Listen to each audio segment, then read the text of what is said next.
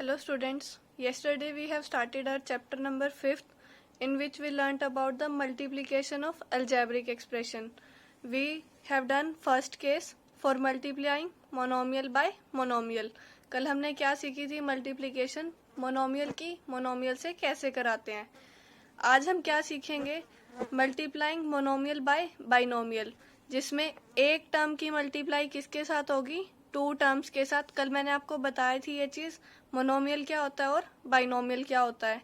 इस चीज को हम कैसे सोल्व करेंगे, हमारी डिस्ट्रीब्यूटिव प्रॉपर्टी से। वो क्या होती है, a multiply b plus C equals to a multiply with b and plus a multiply with c। ये डिस्ट्रीब्यूटिव प्रॉपर्टी आप बहुत अच्छे से जानते हो और इससे आपके क्वेश्चन भी बिल्कुल इजीली सॉल्व हो जाएंगे। जो हमारा क्वेश्चन नंबर 4 है, इसमें हमें क्या कराना है, फाइंड द प्रोडक्ट, यानी कि इनकी मल्टीप्लिकेशन करानी है कि इनकी मल्टीप्लाई कितनी आएगी, प्रोडक्ट क्या आएगा इनका। तो ये बिल्कुल इजी है हमारे लिए। ये हमारा मोनोमियल है, एक टर्म लिखी हुई है और ब्रैकेट में क्या है हमारी -x/5, एक टर्म ये और एक टर्म ये। तो ये क्या हो गया, हमारी दो टर्म्स इधर इन्वॉल्व हो रही हैं, तो इसको हम क्या बोलेंगे, बाइनोमियल। ये आपका वही केस बन गया, a multiply b with c। हम a को पहले लिखे या बाद में लिखे ये हमारा फर्क नहीं पड़ता। क्यों नहीं पड़ता, ये क्या होती है कॉम्यूटेटिव प्रॉपर्टी अंडर मल्टीप्लिकेशन। तो मल्टीप्लिकेशन में मोनोमियल को हम आगे लिखें या पीछे लिखे तो हमारा कोई भी फर्क नहीं पड़ता। इसकी मल्टीप्लाई आप अलग अलग कर लीजिए। a आपका ये काम कर रहा है, ये b का काम कर रहा है, प्लस c का काम। डिस्ट्रीब्यूटिव प्रॉपर्टी आप अप्लाई करोगे, a multiply with b plus C equals to a multiply with b plus a multiply with c, कि a आपका डिस्ट्रीब्यूट हो रहा है। तो आप राइट हैंड साइड देखो, लेफ्ट हैंड साइड आपको ये गिवन थी, ये हमारी लेफ्ट हैंड साइड है, ये हमारी राइट हैंड साइड है। तो राइट हैंड साइड की इक्वल क्या हो जाएगा, a की वैल्यू आप लिखो -2/5 x² x की पावर 2 एंड y की पावर 2। मल्टीप्लाई किसके साथ करानी है, b के साथ। b कौन है हमारा यहाँ पे -x/5। फिर हमें क्या लगाना है, प्लस का साइन। a की वैल्यू -2/5 x की पावर 2 y की power 2 multiply with c। c का काम कौन कर रहा है आपका 2y, तो आप यहाँ लिख दोगे value 2y।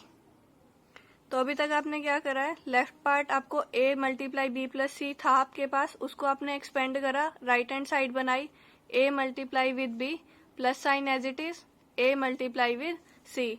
a b c आपने अपने क्वेश्चंस में पहचान लिए। अब करते हैं स्टार्ट इसको। -2/5 पहले हम अब हमारा ये केस बन गया फर्स्ट केस, मोनोमियल की मल्टीप्लाई हो रही है मोनोमियल के साथ, जैसा आपने क्वेश्चन नंबर 2 और क्वेश्चन नंबर 3 में किया था पहले।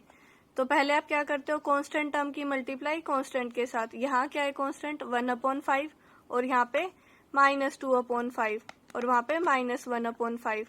ब्रैकेट का ध्यान रखा करो कि दो साइन अगर इकट्ठे हैं तो आपको ब्रैकेट लगानी है।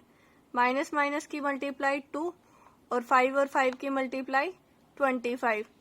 ये आपका रफ वर्क है, फेयर में मत लिखना इसको। 2/25। अब यहाँ पे x की पावर है 2 और यहाँ पे x की पावर है 1, तो रूल ऑफ एक्सपोनेंट लगाओ and you will get x power 3, कि बेस हमारे सेम है तो पावर हमने कर दी ऐड। अब यहाँ पे y की पावर 2 है, यहाँ पे y की पावर, y की टर्म ही नहीं है तो हम इसको एज इट इज लिखेंगे y की पावर 2। इतना पार्ट हमारा सोल्व हो गया। अब नेक्स्ट हमने साइन लगाया प्लस का, इसको जब हम मल्टीप्लाई कराएंगे -2/5 की मल्टीप्लाई 2 के साथ, क्योंकि यहाँ कांस्टेंट टर्म है हमारी -2/5 और यहाँ पे +2। तो -2 की मल्टीप्लाई 2 के साथ 4/5 की मल्टीप्लाई 1 के साथ 5। तो जो हमारी कांस्टेंट टर्म क्या आ जाएगी, प्लस माइनस की मल्टीप्लाई माइनस, तो -4/5। आपको पता है जब दो साइन आपके इकट्ठे हैं तो आपको ब्रैकेट लगानी है। -4/5 आपका डन। नेक्स्ट आपकी x की पावर 2 है और यहाँ पे x की पावर में कोई टर्म ही नहीं है, तो हम x की पावर 2 को एज इट इज लिख लेंगे। यहाँ पे y की पावर 2 और y की पावर 1, तो इसका मतलब बेस सेम है, पावर ऐड हो जाएंगी। y की पावर 2 + 3 यानी कि 2 + 1 = 3। आपको ये भी पता है ब्रैकेट आप रिमूव कैसे करोगे, प्लस और माइनस की मल्टीप्लीकेशन आपका क्या साइन मिलता है, माइनस, बाकी टर्म्स एज इट इज। और यहाँ पे 2/25 x power 3 and y square. तो जो आपकी टर्म थी मल्टीप्लाई करा के आपका ये आंसर आया। एक बार फिर से हम रिवाइज कर लेते हैं। a multiply b plus c, आगे लिखा हो a या पीछे लिखा हो उससे हमारा कोई फर्क नहीं पड़ता, क्योंकि commutative property holds under multiplication. आपने इसको डिस्ट्रीब्यूट करना है और फिर ये आपका पहले वाले क्वेश्चंस की तरह बन जाएगा। जब आप a, b और c की वैल्यू पुट करोगे और मल्टीप्लाई कराओगे, ये केस बन जाएगा आपका मोनोमियल की मल्टीप्लाई मोनोमियल के साथ। सो सिमिलर मैनर में आप question number 2 and question number 3 easily कर पाओगे। इसमें क्या करना, पहले -3/2 की मल्टीप्लाई x के साथ भी करा लेना और y के साथ भी। तो यहाँ पे जो आपको टर्म मिलेगी -3/2x प्लस 3/2y। फिर आप इसकी अपना डिस्ट्रीब्यूटिव प्रॉपर्टी लगाना और ये क्वेश्चन आपका इजीली सॉल्व हो जाएगा। नेक्स्ट है क्वेश्चन नंबर 5 भी हम देख लेते हैं। इसमें भी आपका वही केस है, इसमें दो टर्म्स इन्वॉल्व हो रही है। यहाँ पे आपका अलग अलग क्वेश्चंस थे, इसमें इन्होंने दो क्वेश्चन कंबाइन कर दिए हैं। देखो कैसे, एक मोनोमियल था उसकी मल्टीप्लाई कराई बाइनोमियल के साथ, एक पार्ट डन। फिर आपका ऑपरेशन लगाया एडिशन, फिर मोनोमियल लिया उसकी प्रोडक्ट कराई बाइनोमियल के साथ, दो टर्म्स इन्वॉल्व करवा के। तो अब देखते हैं इसको हम कैसे सोल्व करते हैं। इसको आप बिल्कुल ध्यान से समझना, क्योंकि बाकी के पार्ट्स आपको खुद से ही करने होंगे। अभी इसमें क्या थे, अभी आपको मैंने बताया दो पार्ट्स इसमें इन्वॉल्व हैं, तो हम भी इसको इस तरीके से सोल्व कर लेते हैं। पहले ये वाला पार्ट सोल्व कर लेते हैं, इसकी वैल्यू देखते हैं क्या आएगी। 4y plus 3x। यहाँ पे आपका a का काम करेगा -3y, b का काम करेगा 4y और c का काम करेगा 3x। तो ये किसके इक्वल हो जाएगा, a multiply with b plus a multiply with c। हमने अपनी डिस्ट्रीब्यूटिव प्रॉपर्टी लगा दी। तो अब क्या होगा, -3 की मल्टीप्लाई 4 के साथ करवाओगे तो वैल्यू आएगी -12 और y की पावर 1, यहाँ पे भी y की पावर 1, तो y की पावर कितनी हो जाएगी 2 according to our rule of exponent. फिर हमने प्लस का साइन लगाया। नेक्स्ट -3 की मल्टीप्लाई 3 के साथ -9, यहाँ y है, यहाँ पे y की पावर नहीं है तो हम y को एज इट इज लिख देंगे। यहाँ पे x है और इस टर्म के साथ x की कोई भी टर्म इन्वॉल्व नहीं हो रही, तो हम क्या करेंगे, x को एज इट इज लिख देंगे। तो अब ये आया हमारे पास -12y स्क्वायर और प्लस -9yx। तो हमारा फर्स्ट पार्ट का आंसर इतना आ गया, इसको अभी हमने अलग से रख लिया। अब हम नेक्स्ट सोल्व करते हैं। 2x की मल्टीप्लाई है हमारी x स्क्वायर माइनस y की पावर 2 के साथ। जो मैं बार बार इसको x स्क्वायर y स्क्वायर बोल रही हूँ, इसका मतलब होता है पावर 2। तो अब इसमें आपका a का काम कौन कर रहा है 2x, b का काम करेगा x की पावर 2 और c का काम करेगा y की पावर 2। तो आप जानते हो डिस्ट्रीब्यूटिव प्रॉपर्टी लगाना, वो तो आपके लिए बहुत ही इजी काम हो गया। अब तो आप क्या करोगे, 2x की मल्टीप्लाई x की पावर 2 के साथ, यानी कि a की मल्टीप्लाई पहले हमने कराई b के साथ। बट अब ध्यान रखना यहाँ पे आपका नेगेटिव साइन आ रहा है, तो आप यहाँ पर भी इसको नेगेटिव साइन लगाओगे। अब क्या करोगे, 2x की मल्टीप्लाई y की पावर 2 के साथ। तो आपका आंसर क्या आएगा, 2 की पावर 2 एज इट इज, 2 1 जा 2 और x की पावर 2 + 1 यानी कि 3। और नेक्स्ट आपका क्या आने वाला है, -2x और मल्टीप्लाई विद y स्क्वायर है तो y की पावर 2। तो ये आपके दोनों पार्ट्स अलग आ गए। बट आप क्या करोगे, इसके इक्वल में इन दोनों को ऐड करोगे। इसके इक्वल में आपको लिखना है, मैं यहाँ पे इक्वेशन डाल देती हूँ, इक्वेशन ए, और जो इक्वेशन ए है मैं नीचे लिख रही हूँ। इक्वल्स में आपको क्या लिखना है, एक पार्ट तो आपका आया था ये वाला -12y स्क्वायर -9yx, ये इसका सॉल्यूशन था, प्लस इसका सॉल्यूशन हमने लिखा 2x क्यूब 2x की पावर 3 -2x y स्क्वायर। तो आप फाइनल आंसर इस इक्वेशन को लिखना और इस टर्म को इसके इक्वल में लिखना, क्योंकि हमने दोनों पार्ट्स को अलग अलग सोल्व किया है। काम हमारा वही चल रहा है, मोनोमियल की मल्टीप्लाई हो रही है बाइनोमियल के साथ, जैसे हमने फोर्थ क्वेश्चन के फर्स्ट पार्ट में किया है। हमने वैसे कर लिया जैसे बुक वाला हमसे करवाना चाहता था। तो हमने एक पार्ट को अलग सोल्व किया, दूसरे पार्ट को अलग, और आंसर में उन दोनों टर्म्स को हमने ऐड करके लिख दिया। वो हमारा फाइनल आंसर बन गया, हमने इनको सिंप्लीफाई कर लिया। और इसमें आप एक काम और भी कर सकते हो, प्लस की टर्म्स को पहले लिख लो और माइनस की टर्म्स को बाद में। सिर्फ आपका रीअरेंजमेंट ही है ये। आप इसको कैसे लिख सकते हो, 2x की पावर 3 प्लस वाली टर्म पहले और बाकी नेगेटिव टर्म्स आपकी सारी बाद में। इससे हमारे आंसर पे कोई फर्क नहीं पड़ेगा। बस जस्ट आपको क्या करना है, जब आप क्वेश्चन कर लो तो अपनी बुक से एक बार आंसर क्रॉस चेक कर लेना कि आपके साइन और वो टर्म्स आपकी सेम आ रही हैं या नहीं आ रही। एक बार क्रॉस चेक जरूर कर लिया करो। बाकी पार्ट सेकंड, थर्ड, फोर्थ बिल्कुल सेम मैनर में चलेंगे जैसे आपने फर्स्ट पार्ट किया है। पहले एक पार्ट सॉल्व कर लेना, फिर उसका आंसर प्लस में इसका आंसर अलग अलग लिख देना। ऐसे ही थर्ड होगा, ऐसे ही फोर्थ, जैसे हमने अभी फर्स्ट पार्ट किया है।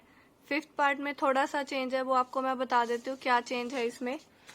फिफ्थ पार्ट आपको गिवन है x² इंटू x माइनस 2, मतलब मोनोमियल की मल्टीप्लीकेशन बाइनोमियल के साथ, और सेम थिंग यहाँ पे। तो अभी तक जैसे आपने फर्स्ट पार्ट करा उसी लाइन पे आप चलो। आप क्या करो, a का काम करेगा x की पावर 2, b का काम x और c का काम 2। तो x की पावर 2 मल्टीप्लाई विद x, और आपका ये लिखोगे आप नेगेटिव साइन, तो x की power 2 multiply with 2। a multiply with b minus a multiply with c, क्योंकि ये आपकी डिस्ट्रीब्यूटिव प्रॉपर्टी है अंडर द ऑपरेशन नेगेटिव। तो अब इसकी टर्म क्या आएगी, x की पावर 3 और यहाँ पे 2x की पावर 2, इन टर्म्स को मल्टीप्लाई करके। ये तो आप इजीली कर ही लोगे। नेक्स्ट टर्म आप सोल्व करते हो 2x की पावर 2 मल्टीप्लाई विद बाइनोमियल आपका क्या है x प्लस 3। तो आप क्या करोगे, a आपका है 2x² multiply with x plus 2x² multiply with 3।